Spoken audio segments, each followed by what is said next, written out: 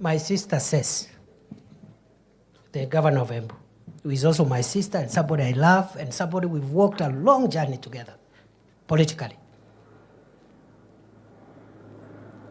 Kawambia sasa wacha ni kuongeleshe my sister, not as the deputy president of Kenya.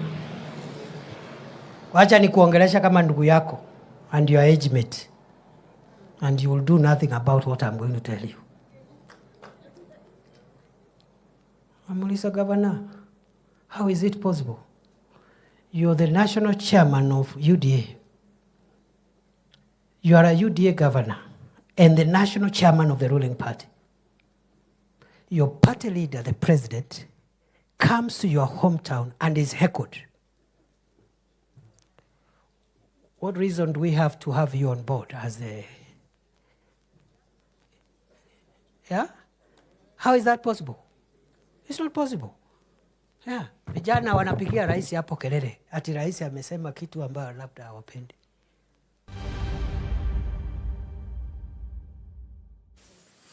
Welcome to Fireside, the home of politics, policy, and polity. We've got a very heavy panel. Dr. Ojwang, how are you doing? Yeah, I'm fine. How are you? Fine, thank you. How would you describe your week so far? It has been a good one. What are the major political events of last week that tickled your fancy? It's in the last week that we saw DAP being revigorated. We saw the... Are you talking about DAP, a political party, or the fertilizer? The political party. I also think it's when the former deputy president came out with some very good sound bites, a few good sound bites. It's when the CS Muturi also spoke to the nation, didn't he? And many others, yeah. What did you make of the court appearance of the Inspector General of Police and the Director for DCI? Yeah, I followed it. They appeared. They said they don't have the information, but they are willing to work closely with the court. Court is supervising that aspect of cases. Ultimately, for investigation is in the hands of police.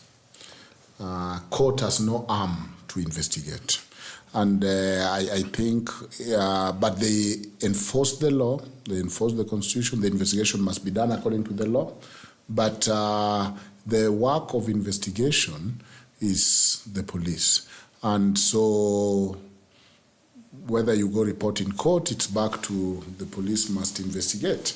And I think Kenyans are waiting with deep breath to know the outcome of all those investigations. Finally, the police, the aspect of separation of power in our constitution, that the police and the inspector general and the IPOA, that legally there is the aspect of separation of power. They are independent. They are supposed to not be directed by anyone, because Kenyans were tired of a police force or police service that is directed by politicians. To what extent does that come to bear? That's another question. But at least as an independent office, they're saying they're doing investigation, and the country is waiting to hear from them. Thank you. Fanya, Mambo, are you happy with the statements issued by the Inspector General of Police and the Director of DCI of Abductions? First, I'm not happy that they are still in office. On the day they appeared in court, bodies started appearing. One on Roiro, somewhere on a road. The other one at the city mortuary. And just the previous week, my MP, John K.J. Kiari, had just said that these young people had gone to their boyfriend's house and their girlfriend's houses. And then I think the boyfriends and girlfriends must have killed them and dumped them in the city mortuary. And I like the statement that was made about the city mortuary being an accomplice to abductions, because one body had been at the city mortuary from the 18th of December. And the city mortuary, and people would go there and look for the body, and they would be told it's nowhere to be found, only for them to later come and find out in the month of January towards the end that for more than 40 days, their body of their loved one has been at the city mortuary. And they had to tell us who brought the body there, because it wasn't dumped at the gate. It must have been brought all the way in. It's annoying, to say the least. And if these people were serious about the nonsense they were saying in court, because it's nonsense, one of the first things is they should have gone to city mortuary as an investigating arm and asked to know who brought that body there on that day, and how that body was booked in, and the circumstances under which it had stayed in the mortuary for that long without the family being notified. So there is nothing the IG of police and those who've appeared in court are telling Kenyans. There is no sincerity on their part. They do not see the lives of Kenyans as sacred. They don't uphold the idea of sanctity of life. This whole process is being led by people who behave like they have no children of their own. If today I was IG of police and I saw such atrocious things happening, I would rather never have a job. I would rather be jobless than be in a situation that puts you in a place where you know, because the IG of police is not foolish, where you know what this is happening, where it's happening. You think a guy like Besigye can be removed from this country by strangers and driven 450 kilometers or 500 kilometers to the border, and the IG of police is unaware? I would rather be jobless than hold a job that oversees the abduction, the mistreatment, and the killing of young people and the hiding of their bodies and all those things. In fact, I shudder, I worry deeply. I have never seen such things in my life. We are living in a very historical moment in our lives where we have something that calls itself a government, and its principal work is to make horrible the lives of young people. And it calls itself a government. That moribund moron thing that occupies the offices that are supposed to be state offices is calling itself a government. That cannot be a government. It cannot be a government. It just needs to give itself another name. Maybe it's I don't know, but it's not a government. There is no way you can be a government and your principal business is to abduct young people, kill them, maim them, dispose of their bodies, and send MPs like my MP to a station to say that they had visited their girlfriends. Then go arrest those girlfriends and go arrest those boyfriends. If these people truly were their boyfriends and girlfriends, go arrest those boyfriends. The fact that they've not even arrested those boyfriends and girlfriends is what is annoying the most. Now, you're boiling over with fury, and I see you summoned all the English in the world. What do you make of Justin Muturi's statements around abduction? They are valid. He has a right to raise them. He's a Kenyan, he's a citizen. And I have always said he's a good student of William Ruto. He learned how to fight and criticize the government that he's serving. President William Ruto did that when he was deputy president for 4 years. 4.5. He kept fighting the handshake. He kept fighting President Uhuru Muigai Kenyatta. He kept saying all sorts of bad things about his boss. Mpaka wakamuita mlevi, wakamuita mtu wa bangi, wakasema hii rege. They called his boss all sorts of names. Justin Muturi, stick the heaven in there. Heaven in this sense used deliberately. Stick it there. Mm-hmm. Do what you need to do. Complain from inside, because your boss did it from inside and it was okay. So it should be okay for you to complain from inside. Okay, Noordean, sometimes you're confused as a Gen Z, and you said it's because of your genes. Good genes. Good genes, yeah? I think my parents. Have you seen... recently we had a new cabinet secretaries being sworn in. Yeah. Have you seen any impact? There can't be any impact. You see, what's interesting with this government is, how do you bring in people who didn't believe in your manifesto to implement that manifesto. It's more or less about, the last time I asked you, where did his manifesto go to? Because whatever is being done right now has nothing to do with the manifesto. So someone like Oparanya, let me just take him as an example. In 2023, during the Sufuria Maandamanos, he was telling the young people, at Jacaranda, hii pesa ya hustler fund mchukue mkule, hakuna jela size yenyu. And then the same person you give the docket to head hustler fund. What magic is he going to do? Already he's expressed himself on the hustler fund. What he's trying to do, or rather the president has done, is he's bought time, political time, to actually get to 2027. Because you see, the Gen Z had actually taken him for a run. And he was more or less shaken. So he had to go to the next person, that is Raila, to come and boost him up with these people. And that is why we have what we have. This cabinet unit is a funny cabinet because any day they can be reshuffled. If tomorrow him and Raila are not in good terms, of course there will be issues. All right? Now we are hearing issues of PSs. And you know the most important and most interesting thing is that when you look at that advertisement for the PS, it talks about slot. It is one. If you read the vacancy in the newspaper, it is one.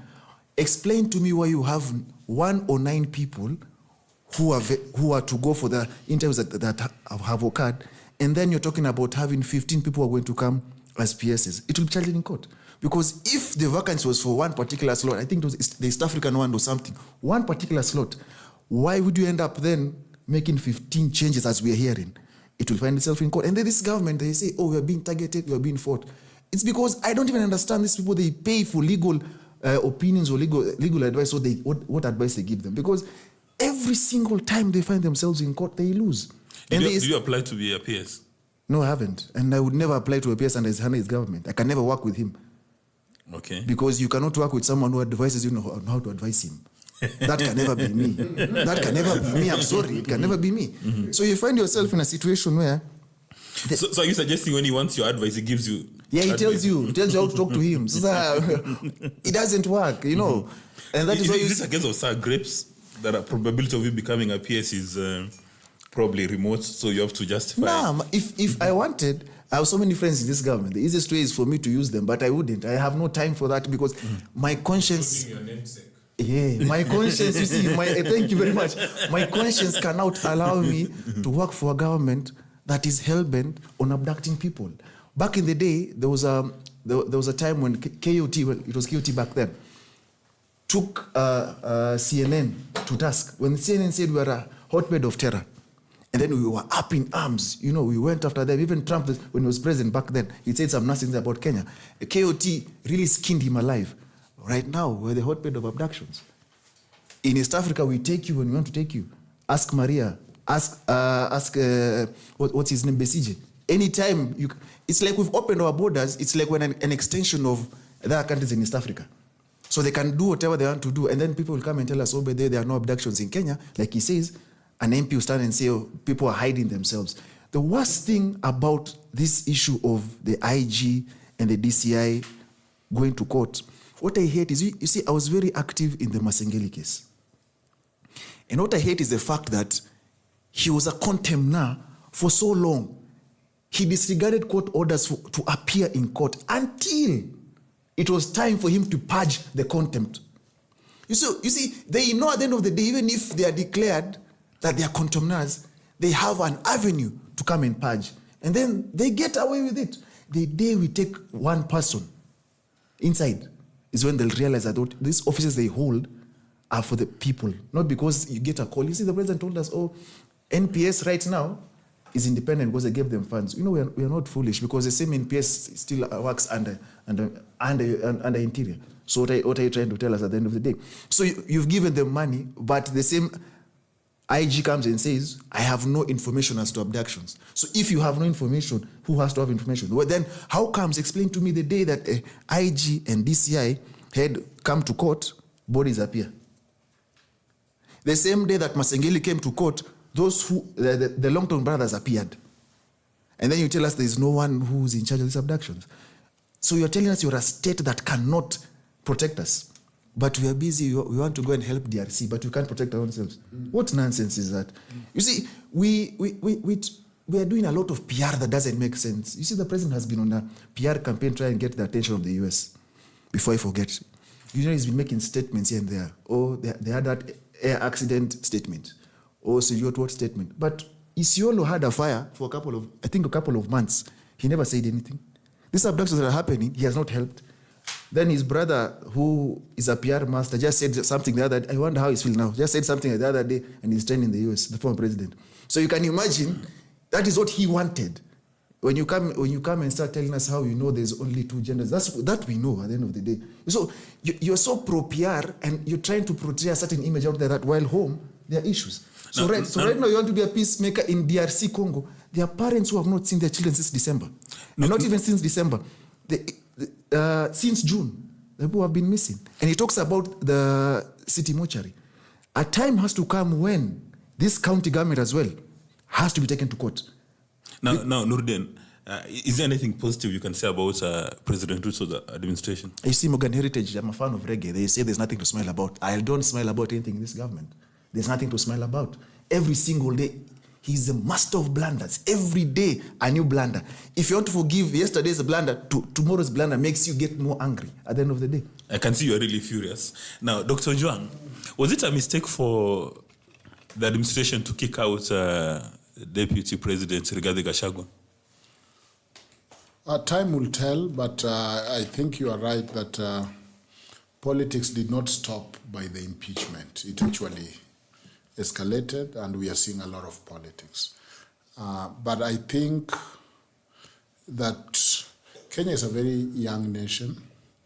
To me, the most important thing is that we are getting the aspect of bringing Kenyans together and leaving no Kenyan behind.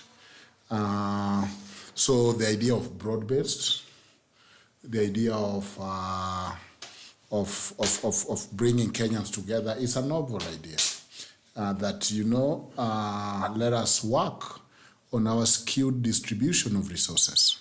Let us have and work on our nationhood. Let us cancel the idea of it's our turn to eat. And I challenge, I wonder whether some part of the anger, not all of it, is those who were privileged and they are seeing their cheese being moved by the idea of bring Duncan's community in here. Because when you say Duncan's community, you mean the Luo community? The Luo community that was a pariah. Bring them to the government. That aspect and articulation of bring Kenyans together, some people have interpreted it as you are trying to isolate some. I don't know how, if those people are not part of Kenyans. Yeah? Us, if we are saying bring Kenyans together, then someone is saying that's a move to isolate some. But I think that part, we have got it right, because right now we are seeing our neighbors Congo in war, apart in terms of regions. We are seeing Ethiopia up in flames. We are seeing South Sudan fighting. We are seeing a lot of problem in the region. But we have a way of pulling back to the center and saying, you know what, let us bring everyone to the table. Is it done perfectly? No. But even if it is articulation, even if it is the lip service, the idea of bring Kenyans together, to me, it's a novel thing. Is this bringing Kenyans together, or is bringing prominent, powerful personalities together? Yeah, that's the debate. But you see, people wanted. You'll find people saying, you know what? All I needed was peace so that I do my business. And that is the recognition that when there is the unity, there is peace, relative peace. Of course, there is other issues that still stick out, but there is peace. And so to me, as a young country, I've looked at the development of opposition, and I bemoan the opposition that is associated with anger only as a virtue. That the angrier you are, the more opposition-ish you are. And that because I come from a hill where we have practiced opposition for long. And I don't know whether that is our contribution to Kenya, but it appears that Kenyans have picked it, that the only way to be in opposition is to sow fury and rage. There are issues that require anger. For example, some of the issues that we are articulating. But is that the only modus operandi? Is that the only way we fight for rights? Through anger, because some of that anger is also not good for us. We are talking of mental health. We are talking of being positive as a virtue. But we are also balancing with eternal vigilance. So yes, be vigilant. But if you take a group of people and turn them to an anger machine, whether justified or not, then you have robbed country one of its resources. Number two, this person is not going to be very helpful, for example, on Valentine's Day. and any other celebration. I mean, how do you balance? Because, by the way, all I see, I don't know, is the brand, is the way to do opposition that it must be driven majorly by anger. Now, if you watch CNN, you find the commentator will start by saying, thank you for your service to the country. Whenever they are interviewing, even the crappiest of public service, there is that, thank you for your service. Here, it is, you work for the government, you are a suspect, anger, and isn't that a little bit self-defeating in a way?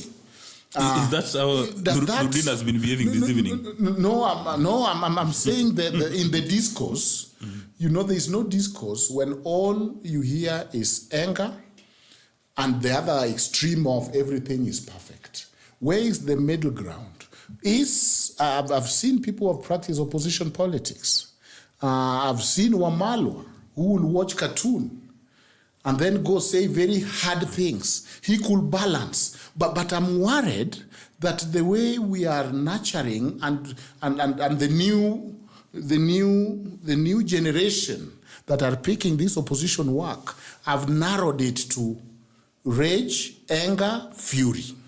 Now, what we are talking about is actually reflected in the candidature of Mr. Raila Amolo Odinga, the AU opposition. Yeah. One forms the impression that there is fury and anger on social media. What do you make of that?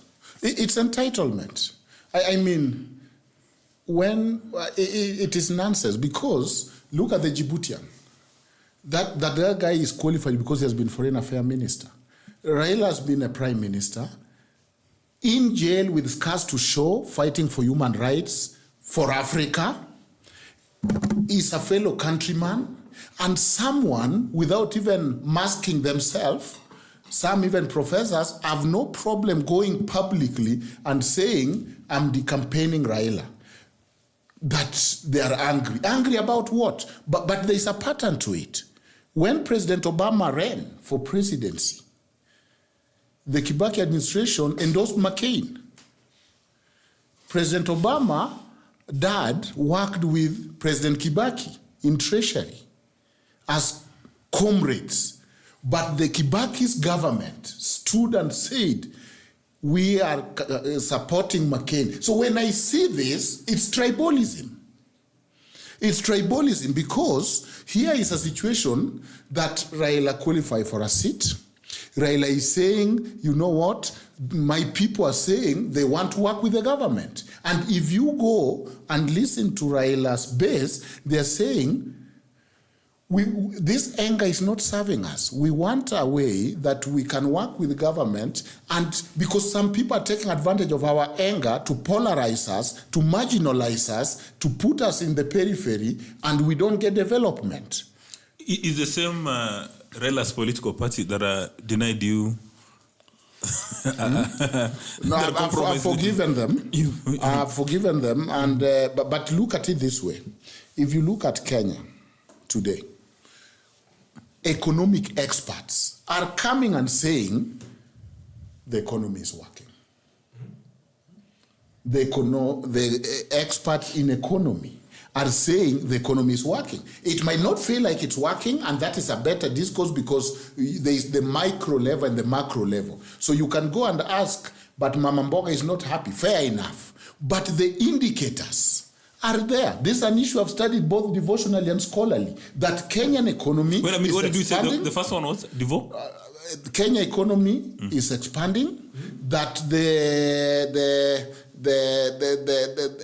in terms of the economy and the dollar is stabilizing. We know where it was. So if someone cannot see an elephant, but they can see a squirrel very well, because every indicator is there that the economy is working. That's the elephant they are missing. But you can see a squirrel, you can squint and see a squirrel very well. But in conclusion, you know, we have even spoken about the statement about the CS. Muturi. Yeah. It's Sunday, that's a good reminder. You know, the child of a blind man who was healed, the blind man, the father said he's of age. When they were taken before the Sanhedrin and they were being grilled, who has healed your son? They said, you know what? That son is of age. Let him speak for himself. Now, the CS son is 40-something. Actually said 50. He's even older than everyone in this room. He's of age. How come we don't hear from him? All we hear is from the father. I will appreciate a little bit hearing from the son because he's of age.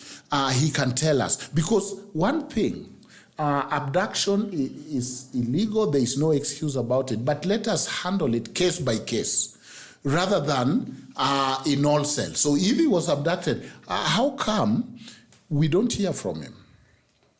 Is he re-abducted? How come it is the father articulating this in press? And that is why I started by saying politics did not end with the impeachment of Gachagua. What we are witnessing, partly, of course, is politics. So, Fanya Mambo, you've been accused of seeing the squirrel instead of seeing the elephant. And you give a polite reminder that it's a Sunday. You know, these guys came from State House with some notes.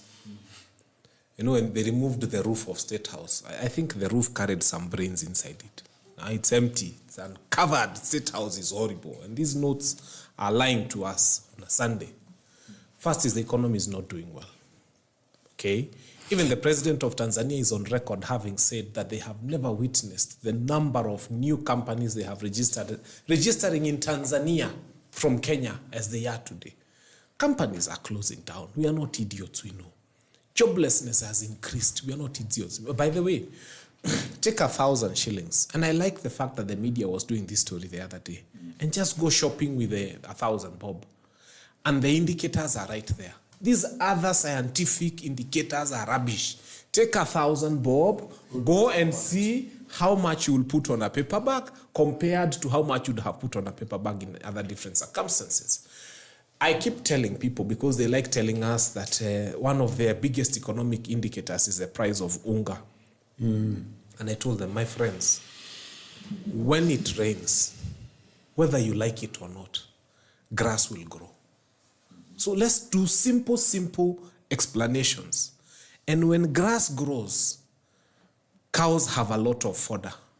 And we have a lot of fodder, there is excess milk. Right now there's a glut of milk. And when there's a glut of milk, the price of milk goes down. Kenya Kwanza will raise their hands and say, the fertilizer they brought has increased the milk in this country. Now, when the price of milk goes down, when the grass was growing, the sukuma wiki was growing. There was a feature on the news, on TV the other day, where cabbages are going for 3 shillings. 3 shillings a cabbage. Apa Kiamba. Because there are too many. Kenya Kwanza will come and tell you that they brought the rain that made cabbages to become many, that brought down the cost of cabbages, and therefore inflation has gone down. The same rain that was making cabbages grow made our maize grow. And there's a lot of maize. And the farmers harvested. And right now, the person who is not celebrating is the maize farmer. because there's a glut of maize. That's why you're not importing maize. We're not importing maize because they brought us fertilizer that had donkey shit. We know it was horrible fertilizer. Countries like Tanzania were giving out fertilizer for free. You know, Russia, and I can tell you, 1st of June 2023, the Minister for Agriculture then, Mithika Linturi, goes and receives fertilizer from Russia, 32,000 kg. It's all on YouTube for free. They add Kenya Kwanza subsidy. They add Kenya Kwanza gravel and donkey shit.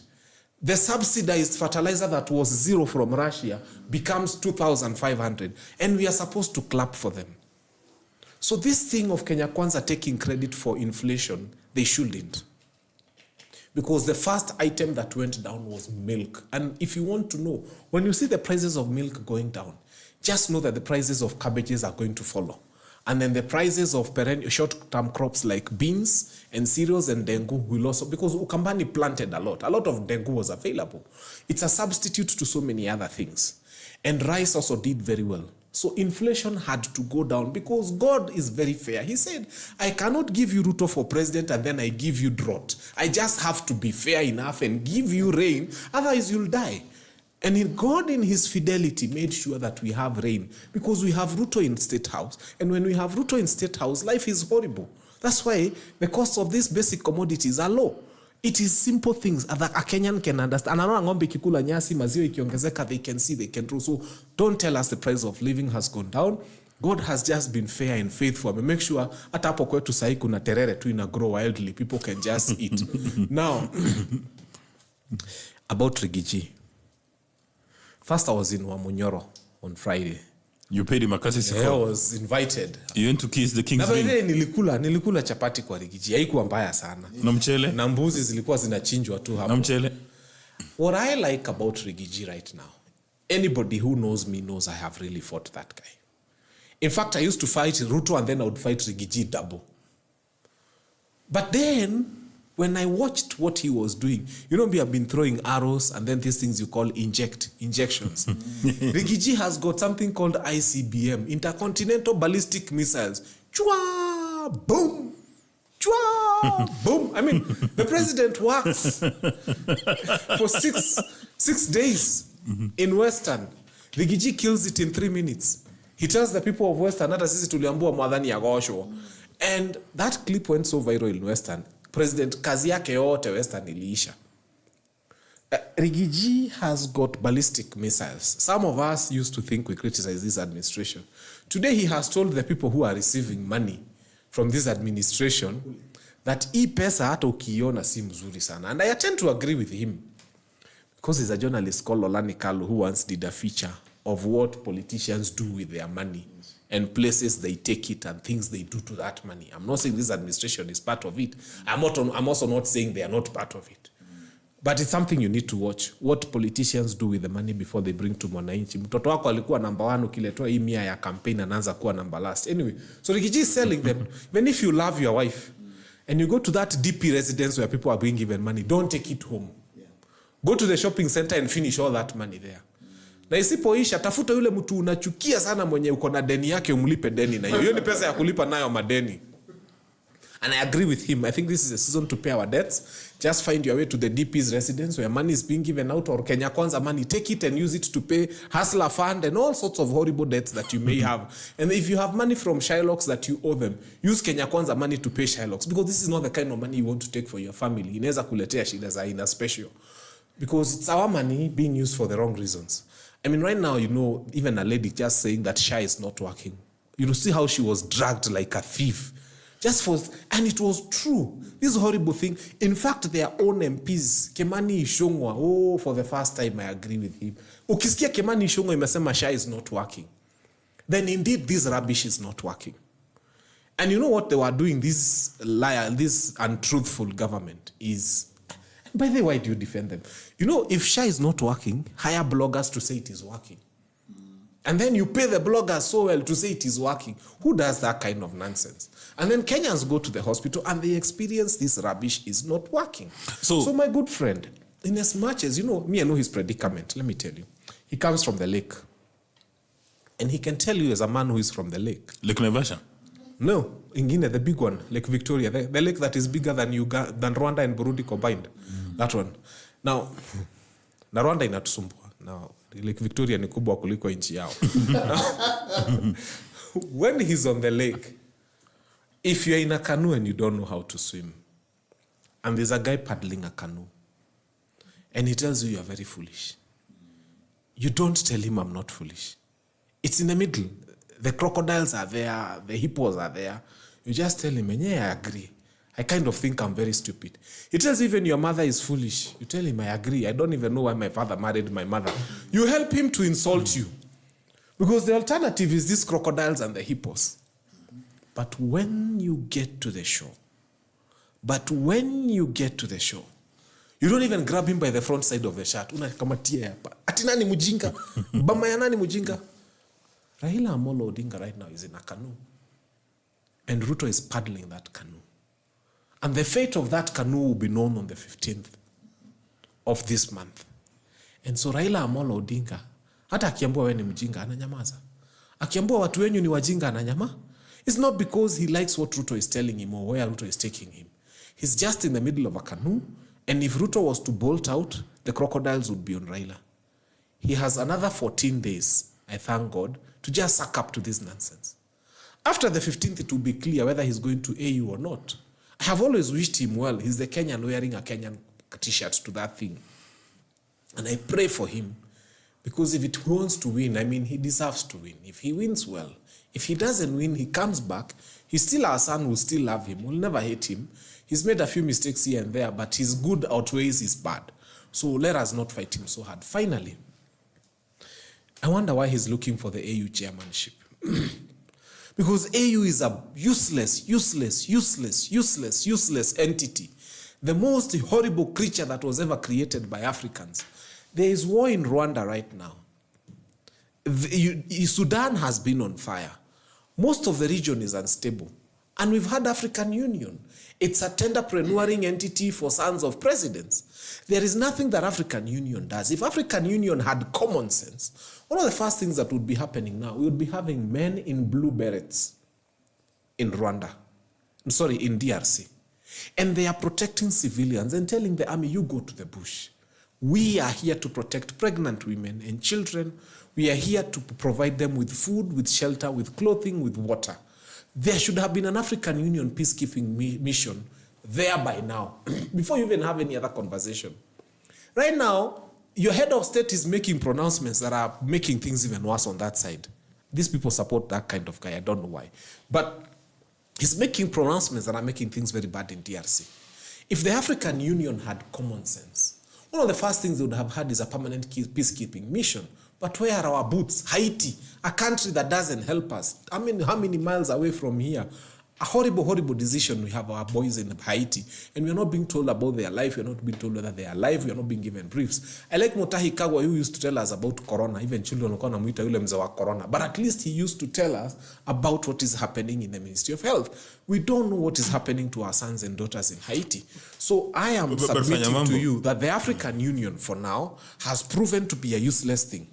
And Raila Amolo Odinga, if he wins, will go there and he'll be frustrated. Not him, the person, but the institution he's campaigning to join is a moribund institution that has proven to do nothing for Africa. But Fanya Mambo, you know that the African Union is as good as the heads of states. No, it's... Or governments who run the institution. You remember President Museveni actually indicated that while Raila Odinga is eminently qualified for that position, it's the heads of states and governments who've got the arm and the knife. And then you've spoken about Haiti. We don't have a KDF in Haiti. We have the Kenya police. To you?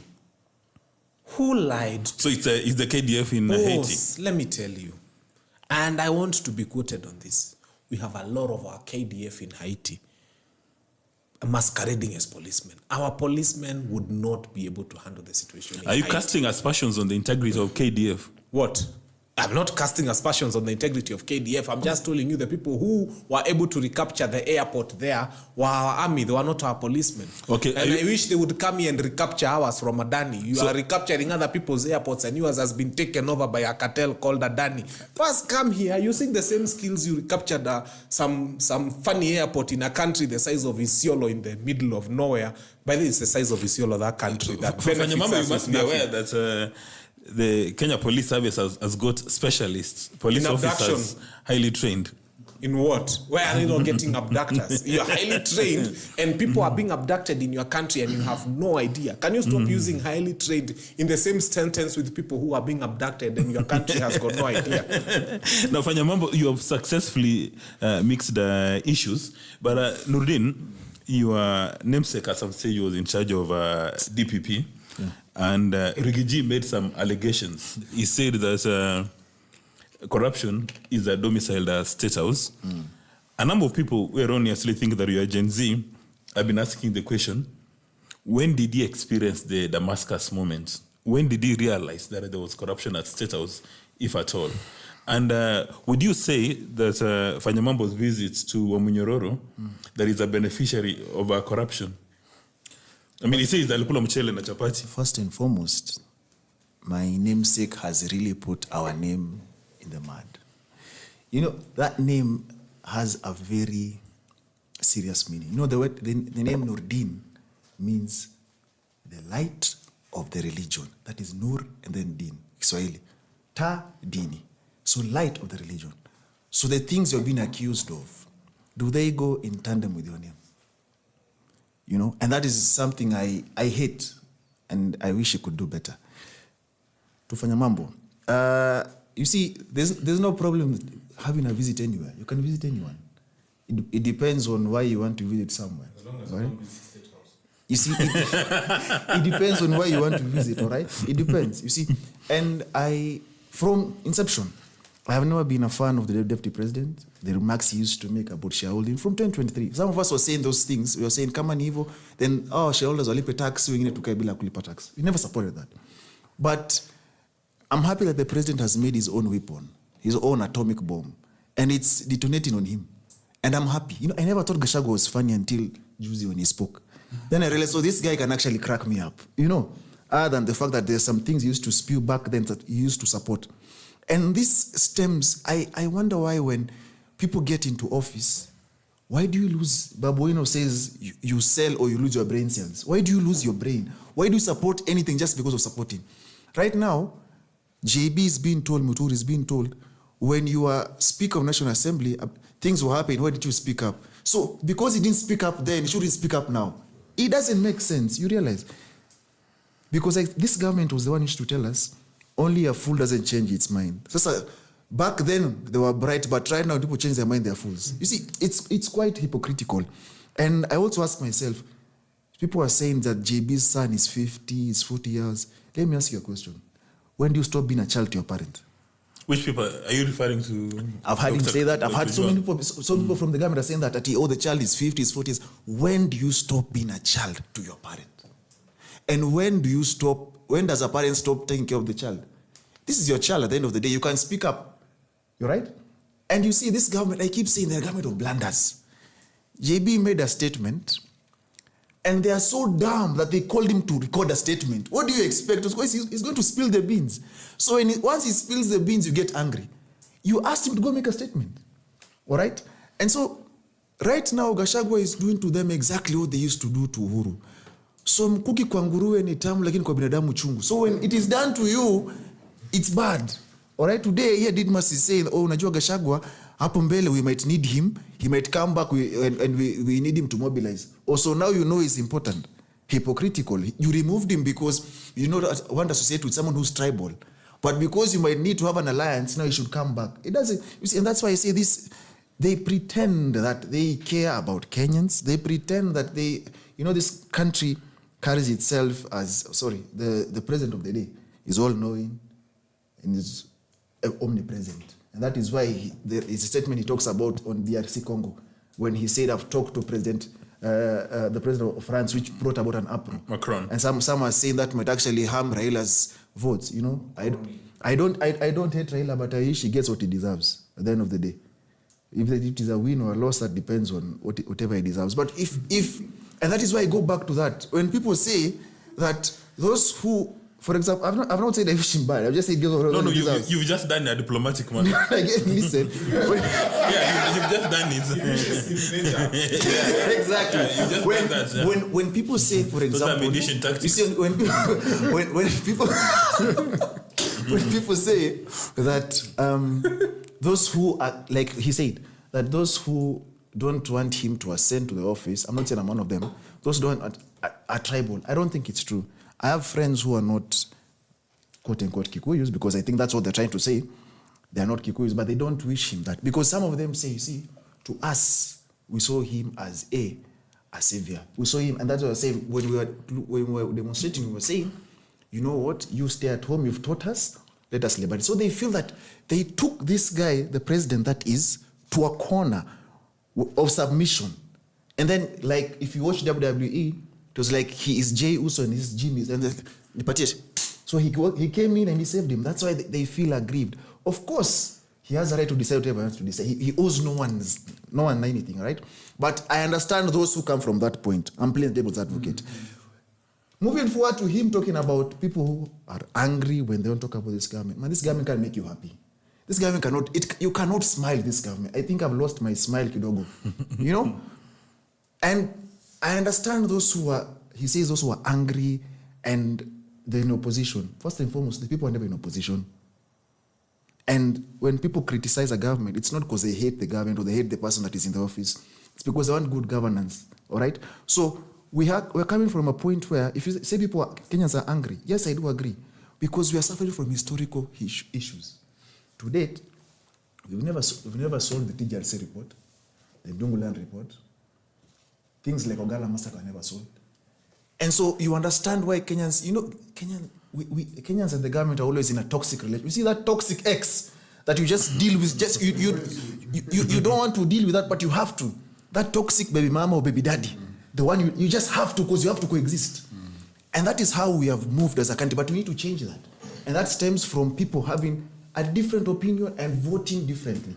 But the government of the day feels that whenever you criticize it, or you point something that they're doing wrong, this government has done a lot that is wrong, they feel they're being attacked. When people talk about SHA, for example, and you see, I can say this from a point of information because I have a doctor in the house. That thing is not working, and doctors have issues because it's clearly not working. But when you say, Selassie told him that to his face, and he was told, oh, you've just been in this office for 2 years, you know nothing. And that's what I'm talking about, all-knowing, okay? So at the end of the day, unless that changes, we'll find ourselves in a scenario like today. This week, we've been seeing the auditor report on CDF funds, where someone claims, oh, I drilled a ball with 8 million, but kwa ground Mambo is different because only 1 million was used. And you want Kenyans to be happy about that. Where, like, again, let me give you an example. Someone like Oscar Sudi, he spent 68 million, pockets the rest. Where the rest cannot be seen as per the Auditor General's report. That's the same person who today was leading a fundraiser. Noordean, you're a lawyer. You don't fear that Sudi will sue you? No, he can sue at the end of the day. I have facts. I just use the Auditor General. I'm quoting the report. I'm not saying my own things. And if he sues, I live in court, so he can't scare me with that. I doubt he'll read my documentation. He'll have to use my friends who work for him, but he had a So because that is the mistake I can use against him. But at the end of the day, I do believe as Kenyans, we're coming from a point where we need to understand where we want to go. And this government is not the way, whether they like it or not. And their PR tactics, I think they have gotten to a point where they feel, what wamewajua? Let me use that word. And so every new day, it's like they plan blunders for us to forget the other one. It's like, you know, I've never seen someone who self-sabotages themselves like this government. Like every day, tomorrow there'll be something new, I'm so sure. Every day, there is something new for you to just wake up and be like, that's how wamefanya nini tena, man, you know? So Dr. Ojwang, what blunder should we expect tomorrow? Probably there could be. You know, I think you had asked me, is there anything positive maybe we could say about the government? There are also negative things, but my friends are doing a good job doing them. But if you want me to highlight, I can. I support the positives. We've had enough show of negatives. Okay. Well, I support their emotions, because really much of it is emotion-driven. I support the emotions. Anger is a good emotion. And to be honest, if somebody is saying, I'm frustrated, then you can't do anything. Because if they are frustrated, then you'll speak out of that frustration. But that does not change always everything in terms of facts. That what even the CS was referring to, much of it is hearsay. That is And he knows, yes. I heard that he was talking to someone, and I believe that was Noordean. That is double hearsay.